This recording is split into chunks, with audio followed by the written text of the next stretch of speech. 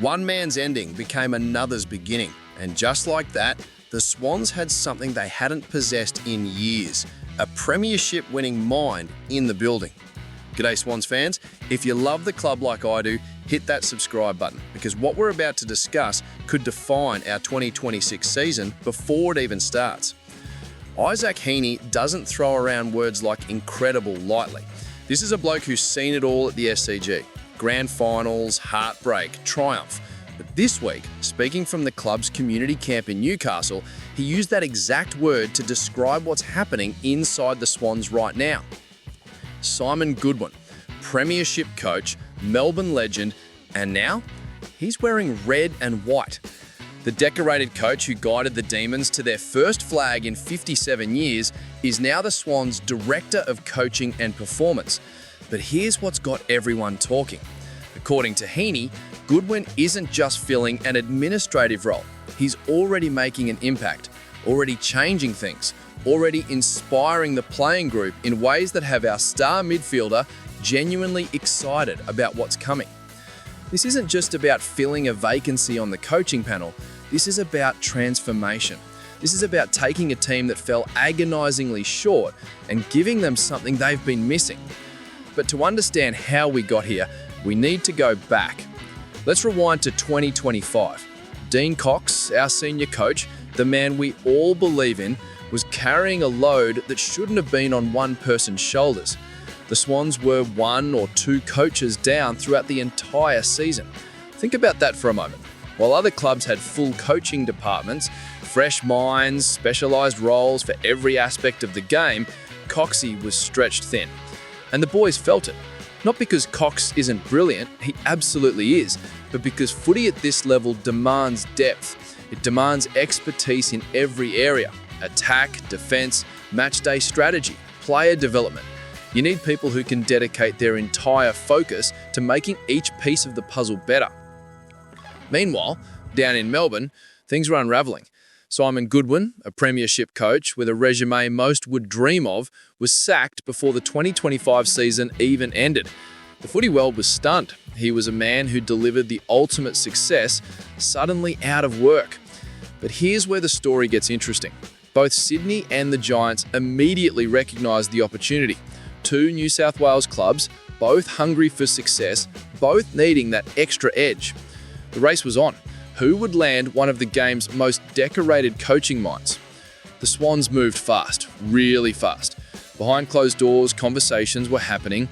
John Longwire's legacy still hung over the club in the best possible way, but there was a recognition that to go all the way in 2026, something had to change. The coaching structure needed reinforcement. Cox needed support. The players needed fresh voices, new perspectives, championship experience in the room. And it wasn't just about Goodwin. The club was rebuilding the entire coaching ecosystem. Wayne Campbell, a name synonymous with high performance, was brought in to oversee academy coaching and operations. Jeremy Laidler, who'd been doing exceptional work with the Giants forwards, was poached to handle the Swans attacking group. 3 new voices, 3 different areas of expertise, 3 additions that suddenly made Sydney's coaching panel look like one of the most formidable in the competition. But the jewel in the crown? That was always going to be Goodwin, the premiership coach, the man who'd been through the fire and emerged with silverware. Here's what most people don't understand about coaching appointments. They're not just about resumes. They're not just about who's won what. It's about fit. It's about chemistry. It's about whether the knowledge translates and whether the players actually buy in. And that's where this story takes its most significant turn. Because when Isaac Heaney says the way Goodwin and Laidler communicate is second to none, when he says that listening to them speak is genuinely inspiring, that's not media-trained corporate talk. That's a star player telling us something real is happening inside the walls of the SCG. When they do speak, it inspires you, which is something you want from a coach. Let that sink in. Heaney's been around long enough to know the difference between coaches going through the motions and coaches who genuinely elevate the players around them. He's played under some of the best minds in the game, and he's telling us Goodwin and Laidler have that rare quality. They make you want to run through brick walls. But here's the part that really matters. Goodwin's role isn't just about motivational speeches, it's specialised. His knowledge in attack, the area where games are won and lost, is described by Heaney as second to none. Think about what that means for a Swans side that just recruited Charlie Curnow, a two-time Coleman medalist. You've got one of the game's premier forwards arriving at a club that's just brought in a premiership coach with elite attacking knowledge. That's not coincidence, that's strategic brilliance. Goodwin's also there to develop the entire coaching department, to share what he learned taking Melbourne from pretenders to premiers, to help Cox grow as a senior coach without the crushing weight of doing everything himself. What would you do if you were Dean Cox a year ago? Stretched thin, trying to be everything to everyone, knowing you needed help but unable to get it. And then suddenly, you've got a premiership coach working alongside you, someone who understands the pressure, who's navigated the exact journey you're on. This was the moment everything changed. The appointment sent shockwaves through the AFL community. Social media exploded with Swan supporters celebrating the coup. Message boards lit up. The narrative shifted overnight from "can the Swans go one better" to "the Swans just became genuine flag favourites." But it wasn't just fans who noticed. Around the competition, rival clubs were taking note.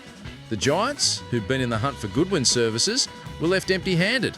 Melbourne supporters had mixed emotions, respect for what Goodwin had achieved, but uncertainty about watching him help build success elsewhere.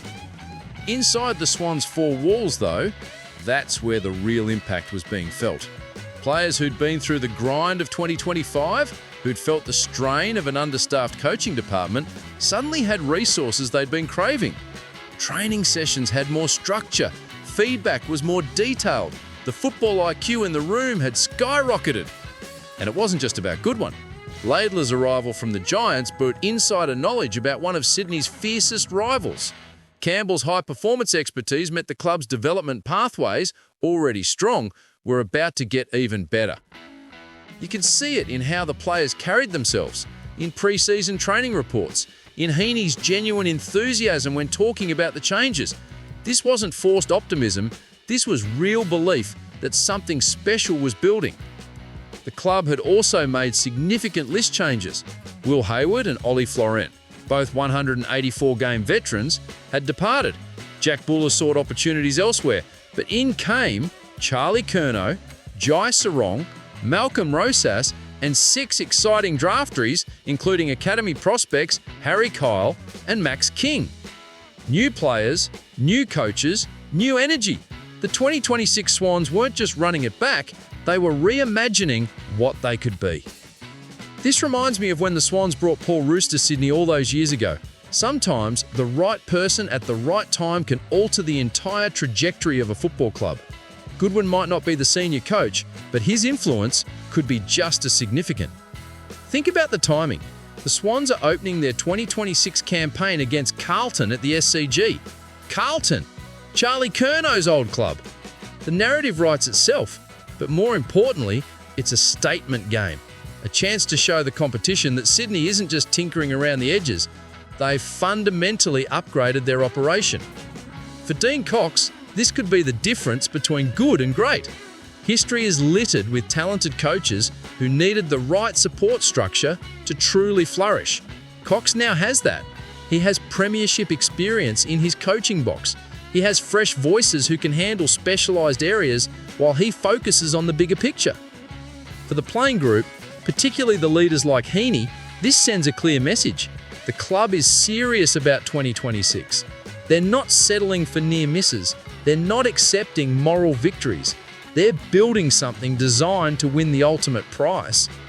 And for Goodwin himself, this is his redemption arc. A chance to prove his Melbourne success wasn't a fluke. A chance to show he can build winning cultures, not just inherit them. At the end of the day, this is what being a Swans fan is all about. Believing that the club will do whatever it takes to bring us success. Watching them move decisively, strategically, brilliantly to land one of the game's best coaching minds. Seeing our star players genuinely inspired by the changes. Knowing that 2026 isn't just another year, it's the year everything might come together. One man's ending became our beginning. And bloody hell, what a beginning it could be. Let me know in the comments. Is Goodwin the missing piece?